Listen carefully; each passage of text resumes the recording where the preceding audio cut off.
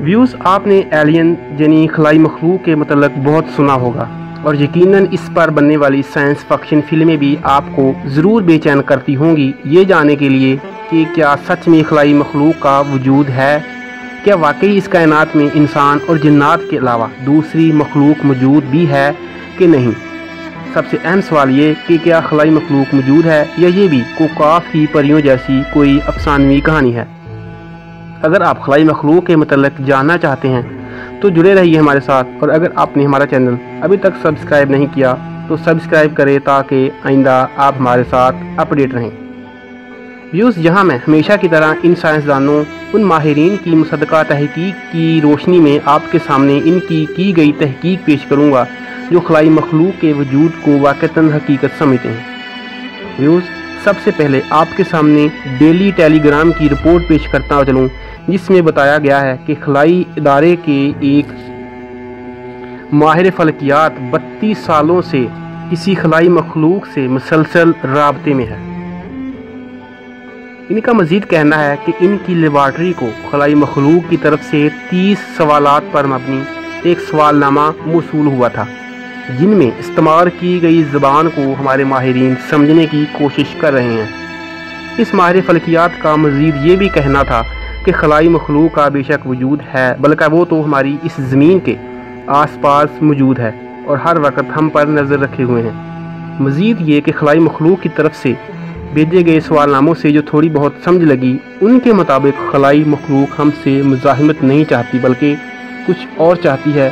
کیا چاہتی ہے اس کا تذکرہ ہم آگے چل کر کرتے ہیں۔ اس ماہر فلکیات کا کہنا تھا کہ انسان کا علم ایلینز کے نزدیک بہت محدود ہے اور ہم اس قابل نہیں کہ ان کی زبان ان کے علم کو جان سکیں۔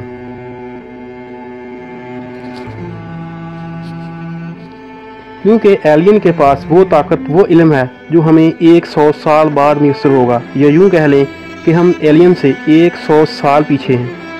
ویوز، آگے بڑھنے سے پہلے ایلین کا تعارف کروانا ضروری ہے تاکہ ایلین کے متعلق جو آگے حقائق بتائے جائیں گے ان کی سمجھ میں آسانی ہو۔ ویوز، 1952 میں لوگوں نے دیکھا کہ فضا میں عجیب و غریب اڑن تشتری میں عجیب و غریب مخلوق زمین پر اتر رہی ہے۔ ان کے اس طرح زمین پر اترنے سے یہ اندازہ بھی ہو گیا کہ ان کی ذہانت ہم سے بہت آگے ہے اور ان کی ٹیکنالوجی ہماری ٹیکنالوجی کے آگے 1000 گنا بہترین ہے۔ وہ جس اڑن تشتری سے زمین پر اتر رہے تھے اس اڑن تشتری میں اتنی پاورفل ڈیوائسز تھی کہ وہ ہمارے سگنل ڈیوائسز، ہمارے بجلی کے نظام کو درہم برہم کر سکتے ہیں۔ وہ فضا سے مخصوص شعائیں زمین پر بھیج کر ہماری مضبوط ترین چیز کو خلا میں راکھ کر سکتے ہیں، اور اڑن تشتری جس سے وہ عجیب و غریب مخلوق اتری تھی وہ پل جھپکتے 700 کلومیٹر فی سیکنڈ کے حساب سے ہماری آنکھوں کے سامنے سے اچانک غائب ہو سکتی تھی۔ ایلین کی اس خصوصیت سے سائنسدانوں نے اندازہ لگایا کہ اگر ایلین کی ان ایجادات کا یہ عالم ہے تو باقی ایجادات کا کیا عالم ہوگا۔ ویوز، ان سب ایویڈنس کے پیش نظر کچھ سوالات ایسے ہیں جو ایلین کی حقیقت کھولنے پر مجبور کرتے ہیں۔ کیا واقعی ہی یہ کسی اور سیارے کی مخلوق ہیں؟ کیا یہ واقعی ہی انسان سے زیادہ بہتر ہیں؟ آخر یہ کیا چیز ہے؟ کون سی مخلوق ہے؟ اس سوال کا سب سے بہترین جواب ہمیں قرآن پاک دیتا ہے۔ یہاں فرمایا گیا ہے کہ ہم نے انسان اور جنات کو اپنی عبادت کے لیے پیدا فرمایا اور بے شک انسان کو اشرف المخلوقات بنا کر بھیجا، لیکن قرآن میں ہمیں کہیں بھی ایلین کا ذکر نہیں ملتا۔ ویوز، اگر قرآن میں انسان ہی کائنات کی سب سے افضل مخلوق بنائی گئی ہے تو پھر انسان سے 1000 گنا افضل یہ ایلین کون تھے؟ اس سوال نے ہر طرف سنسنی پھیلا دی۔ اسی سوال کا جواب جاننے کے لیے آگے بڑھتے ہوئے آپ کو مزید بتائیں کہ ریاضت اور خلاؤں میں کی گئی تحقیق اور کائنات پر سائنسدانوں کے کیے گئے تجربات کے بعد کئی ماہرین کو یقین ہے کہ خلائی مخلوق کا اس کائنات میں بے شک وجود ہے، مگر انسان کا علم اور صلاحیتیں اتنی کمزور ہیں کہ ان کا سراغ لگانے سے قاصر ہیں۔ برطانیہ کے کچھ ماہر فلکیات کہتے ہیں کہ ہمارے خیال میں ہم یہ اندازہ نہیں لگا سکتے کہ ایلین کی شکل کیسی ہے اور ان کا علم ہم سے کس قدر وسیع ہے۔ ایک امریکی سائنسدان نے کانفرنس میں یہ نظریہ پیش کیا تھا کہ کائنات میں موجود کہکشاؤں کے شمسی نظاموں میں نصف کے قریب نظام ایسے ہیں جن میں ہماری زمین جیسا موسم اور حالات رکھنے والے سیارے موجود ہیں۔ ان کا مزید کہنا تھا کہ وہاں زندگی کے امکانات کو رد نہیں کیا جا سکتا۔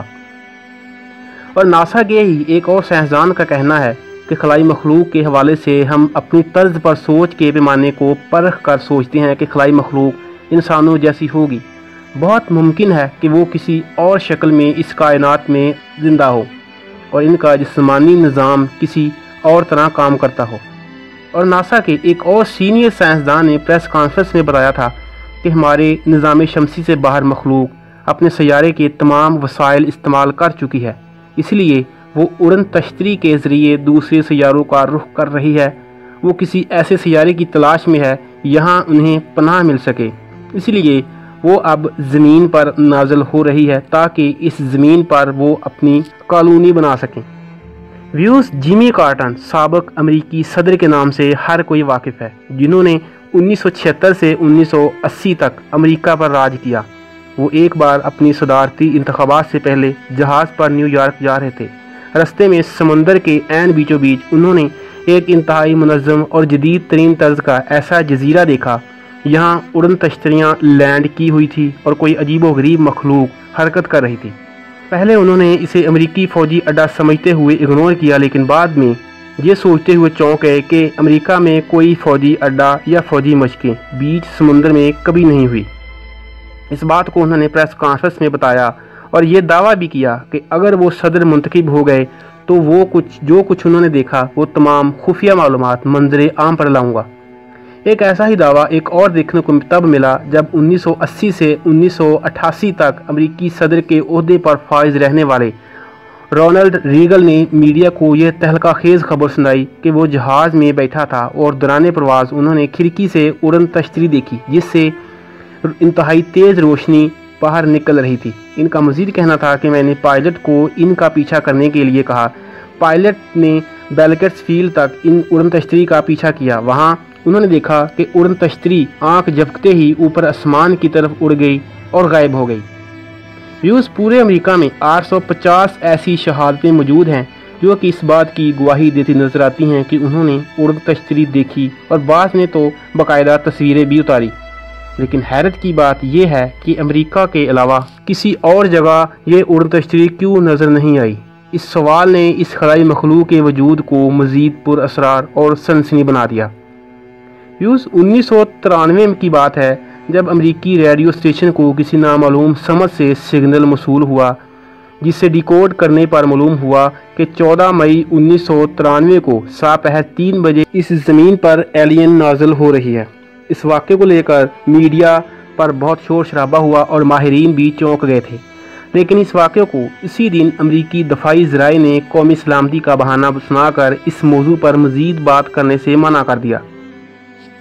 ویوز، اڑن تشتری کا صرف امریکہ میں ہی نظر آنا اور سابق امریکی صدور کا الیکشن سے پہلے اڑن تشتری کو دیکھنا اور ایلین سے باتیں کرنا اور صدارتی کمیشن کے دوران بڑے بڑے دعوے کر کے صدر کے عہدے پر فائز ہو کر مکر جانا، امریکہ میں 850 افراد کا ایلین کو دیکھنا، لیکن اس کے باوجود امریکی میڈیا کی پراسرار خاموشی، یہ سب اس بات کی طرف واضح اشارہ ہے کہ ایلین کسی دوسری تیسری مخلوق کا نام نہیں بلکہ امریکہ کی خود کی پوری دنیا میں وحشت اور دبدبہ قائم رکھنے کے لیے ہی دوسرا روپ ہے، جسے امریکہ آج بیشتر ممالک میں پراسرارت کی تاریخیوں میں چھپا کر اپنے ناپاک عزائم پورے کرنے کے لیے استعمال کر رہا ہے۔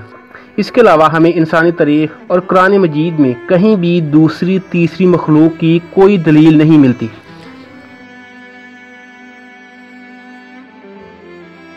ویوز، یہ تھی آج کی ویڈیو۔ میں امید کرتا ہوں آج کی یہ ویڈیو آپ کو پسند آئی ہوگی۔ اپنی محبت کا اظہار کمنٹس میں کریں۔ اگر ویڈیو اچھی لگی ہو تو لائک اور شیئر کرنا مت بھولیں۔ ہم پھر ملیں گے ایک نئی ویڈیو کے ساتھ۔ اپنا خیال رکھیے۔ اللہ حافظ۔